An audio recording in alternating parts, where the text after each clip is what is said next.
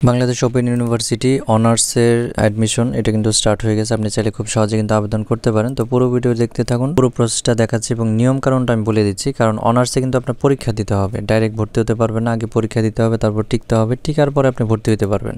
তো আমি প্রথমে অ্যাপ্লাই সিস্টেমটা বলে দিচ্ছি এবং লাস্টে বলে দিচ্ছি যে কিভাবে আপনি পরীক্ষাটা দিবেন আর কিভাবে তারা আপনাকে পরীক্ষার জন্য ডাকবে বা কিভাবে কোথায় যে পরীক্ষা দিবেন এগুলো আমি বলে দিচ্ছি। তো প্রথমে আপনি এই ওয়েবসাইটে চলে আসবেন। এই ওয়েবসাইট লিঙ্কটা আমার ভিডিও ডেসক্রিপশন বক্সে দেওয়া থাকবে, ক্লিক করে চলে আসবেন। এরপর দেখেন ওপেন স্কুল, এখানে ক্লিক করবেন। এখানে দেখেন এই যে এইটা প্রথমে যেটা আছে যে bachelor of business administration Bangla version. তো এইটা দেখেন এখন কিন্তু অলরেডি চলতেছে। তো এটার বিস্তারিত পড়তে চাইলে ভিউ সার্কুলারে ক্লিক করলে এটার কিন্তু দেখেন এই যে 4 বছর মেয়াদি এখানে লেখা আছে। তো এরপরে নিচে যাবতীয় তথ্য দেওয়া আছে, আপনি চাইলে কিন্তু এগুলো দেখে নিতে পারবেন। আপনার সেন্টার যাবতীয় সব কিছু এখানে পড়ে নিতে পারেন। আমি এখানে পড়ছি না, আমি ডাইরেক্ট দেখাই দিচ্ছি। এরপর দেখেন অ্যাপ্লাই নাও, এখানে ক্লিক করার পর আপনি কিন্তু অ্যাপ্লাই করতে পারবেন। তো অ্যাপ্লাই নাও ক্লিক করে দিলাম। ক্লিক করার পর একটু অপেক্ষা করার পর দেখেন আপনার সেন্টার এখানে শো করবে, রিজিওনাল সেন্টার।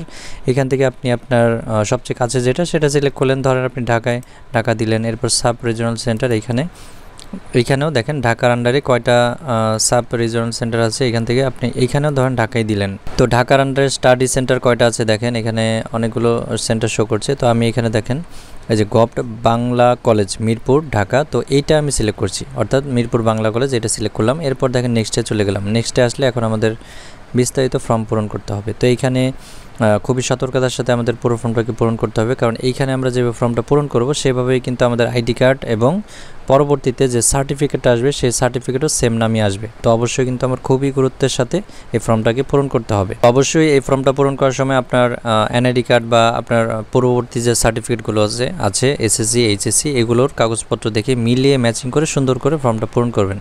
তো এখানে আমি ফার্স্টে বলে দিচ্ছি এই যে অ্যাপ্লিকেন্ট নেম এখানে ইংলিশ আছে, এরপরে অ্যাপ্লিকেন্ট নেম বাংলা, ইংলিশে যায় ইংলিশ, বাংলায় যায় বাংলা। ইংলিশগুলো আপনি বড় হাতের অক্ষরে লিখবেন।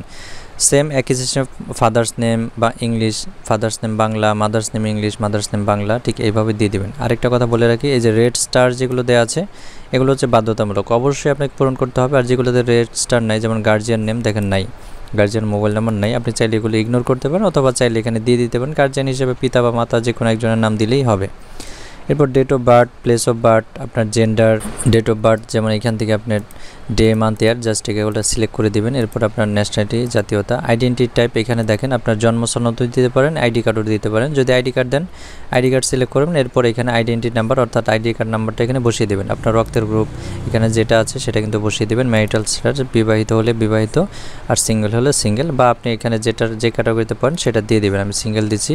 আপনার ধর্ম এখান থেকে দিয়ে দেবেন। এরপর কোটা থাকলে কোটা দিবেন, না থাকলে নট লেখা আছে এটাই থাকবে। এখন কথা হচ্ছে যে ইমেল আর মোবাইল নাম্বার, এটা কিন্তু খুবই গুরুত্বপূর্ণ। আপনার যদি কখনো পাসওয়ার্ড হারিয়ে যায় সেক্ষেত্রে কিন্তু পরবর্তীতে যত পেমেন্ট আছে অর্থাৎ অনার্সের 4 বছর আপনার মাঝে মাঝে কিন্তু লগ ইন করে পেমেন্ট করতে হবে। সেক্ষেত্রে কিন্তু আপনি পাসওয়ার্ড ভুলে গেলে বা পাসওয়ার্ড হারিয়ে গেলে কিন্তু আপনি আর লগ ইন করতে পারবেন না। সেক্ষেত্রে রিকভারি করতে হবে। তো রিকভারি করতে এই ইমেল মোবাইল নাম্বারটা খুব কাজে লাগে। অবশ্যই সঠিক সচল ইমেল এবং সচল মোবাইল নাম্বার দিবেন, যেটা আপনার কাছে সবসময় থাকবে। রিকভারি করতে গেলে যেন সবসময় আপনার ওইখানে ওটিপিটা আনতে পারেন এবং রিকভারি করে আপনার লগ ইন করতে পারেন। এখানে কিন্তু প্রত্যেকটা বর্ষেই কিন্তু আপনার পেমেন্ট করতে হবে। পেমেন্টের সময় কিন্তু লগ ইন করে পেমেন্ট করতে হবে। এর জন্য অবশ্যই এটা সতর্কতার সাথে আপনার নাম্বারগুলো দিয়ে দেবেন। এরপর দেখেন আবার প্রেজেন্ট অ্যাড্রেস, পার্মানেন্ট অ্যাড্রেস, এটা কিন্তু এখানে দেখেন ভিলেজ, এখানে আপনার গ্রামের নাম, এরপর পোস্ট অফিস, পোস্ট কোড, আপনার জেলা সিলেক্ট করবেন, আপনার থানা সিলেক্ট করবেন। এরপর যদি প্রেজেন্ট এবং পার্মানেন্ট সেম হয় সেক্ষেত্রে জাস্ট এখানে একটা টিক চিহ্ন দিয়ে দেবেন। আর যদি আলাদা হয় সেক্ষেত্রে টিক চিহ্ন দেওয়ার দরকার নেই,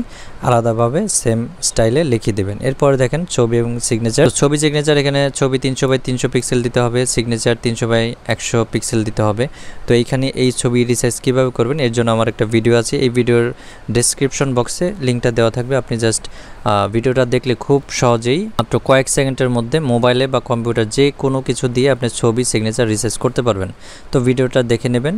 তো এরপর আমরা পরের স্টেপে যাব। এর আমি ফর্মটা পরে পূরণ করছি, আমি আগে বলে নিচ্ছি, তারপরে আমি পরের স্টেপটা দেখাচ্ছি। নেক্সটে যাওয়ার পরে দেখেন আমাদের কাছে আসবে এরকম এসএসসি এবং এইচএসসির যে বিস্তারিত তথ্য, এগুলো কিন্তু এখন আমার দিতে হবে। তো এটা অবশ্যই আপনারা পারবেন। ডিগ্রি, এই যে এসএসসির জায়গায় ডিগ্রির জায়গায় অবশ্যই এসএসসি বা আপনি যে ডিগ্রিটা অর্জন করছেন, দাখিল হোক, ও লেভেল হোক, ভোকেশনাল হোক, যেটাই হোক, এটা সিলেক্ট করবেন। আমি এসএসসি দিচ্ছি, তারপর গ্রুপ দিবেন, আপনি যে গ্রুপ থেকে পড়াশোনা করছেন সেটা দেবেন, আপনার বোর্ড দিবেন, আপনি যে বোর্ড থেকে পড়াশোনা করছেন, ইনস্টিটিউট এখানে আপনার প্রতিষ্ঠানের নাম দিয়ে দেবেন, যে স্কুল থেকে পড়াশোনা করছেন, এরপর registration number, roll number, result type. আপনি যদি এখানে গ্রেড 5-এ পাস করে থাকেন, নর্মালি যেটা হয় বর্তমানে গ্রেড 5-এ পাস করে, তো 5-এর মধ্যে কত জিপিএ পাইছেন, ধরেন আপনি 3.50 পাইছেন, সেক্ষেত্রে এখানে 3.50 এভাবে লিখে দেবেন। আর যদি আপনার গ্রেড হয়, ক্লাস হয়, সেক্ষেত্রে এই যে ক্লাস সিলেক্ট করলে দেখেন ফার্স্ট, সেকেন্ড, থার্ড ক্লাস। যদি ডিভিশন হয়, এই যে ফার্স্ট, সেকেন্ড, থার্ড ডিভিশন, এভাবে কিন্তু আপনি সিলেক্ট করে দিতে পারবেন। তো আমি এখানে গ্রেড স্কেল 5 রাখছি, 5 রেখে পয়েন্ট বসিয়ে দিচ্ছি।